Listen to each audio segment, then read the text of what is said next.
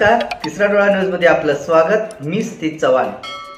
पाहूयाच्या काही ठळक घडामोडी। सांगली जिल्हा परिषद कर्मचारी कोऑपरेटिव्ह क्रेडिट सोसायटीच्या निवडणुकीत अपेक्षेप्रमाणे सत्ताधारी जयदत्त पॅनलचे सर्वच्या सर्व 13 उमेदवार विक्रमी मताने विजयी झाले।